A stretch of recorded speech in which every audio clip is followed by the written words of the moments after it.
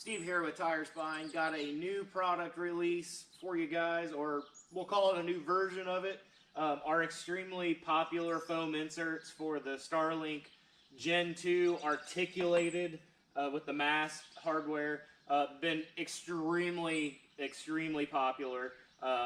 It's something that we made just for ourselves, and everybody saw pictures of it and just started asking. So we started making these to the public, and it has been phenomenal. Really good feedback, really popular. But we've gotten lots and lots of requests for the new Gen 3 hardware to make foam inserts. And the problem is with the new Gen 3 non-articulated, this flat one with the stand, is it's 32% bigger than the Gen 2 equipment. So that means we had to research and find a bigger box that it would fit in. With the box, there's some other ones kind of being used and out there a little bit.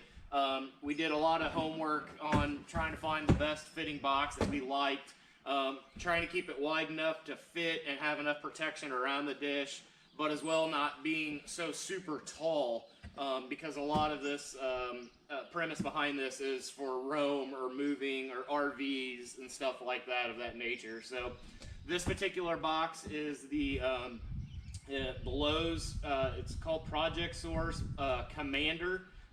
It's the 15-gallon Commander tote. The details of this box will be on the website. You have to get the box. Unfortunately, we cannot provide the box at this time. That may change down the road, but right now, for reasons that we won't discuss, we cannot provide the box. So you have to get the box. The good news is this box is cheaper than the Husky that is being used on the Gen 2 by a pretty good amount. So that is good. However, it's much bigger. So there's more foam, there's more material, there's more factors that go into it. So it is going to cost more for these foam inserts, unfortunately, as well as possibly shipping, because it's bigger than the other one. So unfortunately, it just kind of is what it is. But due to the demand, we had to do something, and this is what we got. So we've got new foam inserts designed for this box in the new Gen 3 hardware. It'll come basically packaged and shipped like this to you. The thicker piece being the bottom and the thinner piece being the top. That is actually the opposite of how this one is. So you'll get the box, obviously, and then the foam.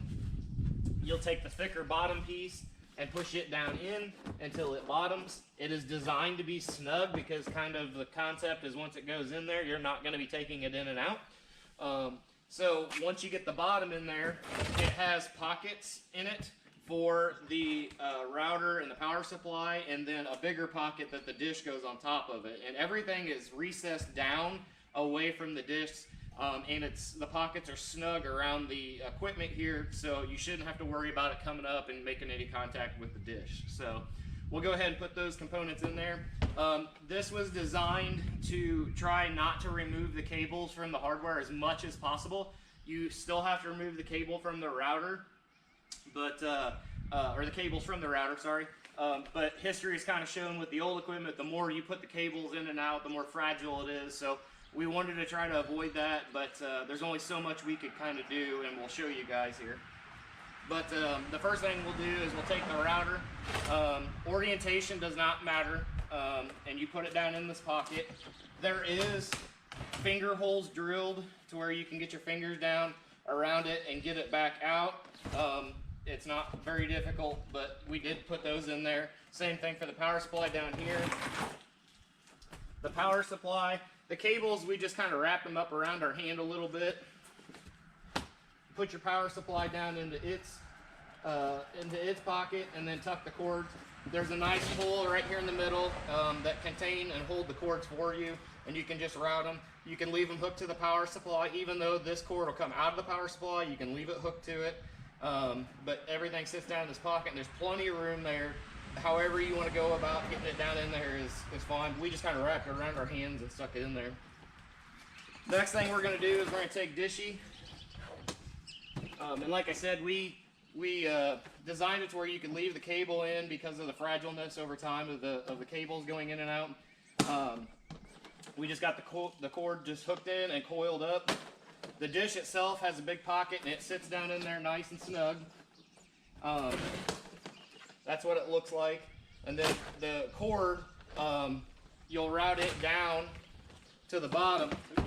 You'll route it down to the bottom, down this way, and it doesn't have to be perfect or anything, because the top piece has a cut in it where this cord will come up and all the cord will sit on top of it. The top piece is all machined out to fit snugly around the top of Dishy, and it also has finger holes drilled into it so you can get your fingers in it and easily take it in and out, and it's not as tight as the bottom. So we'll go ahead and slide this in just like this, the cord going right through there. Push it down, it sits down nice and flat on top of Dishy and the other foam, and your cord sits right on top of it. So this is the new foam inserts from Tire Spine for the Gen 3 Starlink hardware.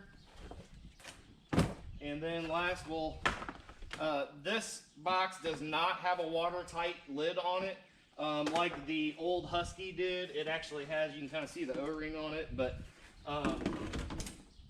unfortunately, I don't know that too many people are using their Starlink case as a boat. So this does really well, but it does not have this waterproof tight lid on it, but it still locks. You'll hear it lock, just like that. And it's not going anywhere.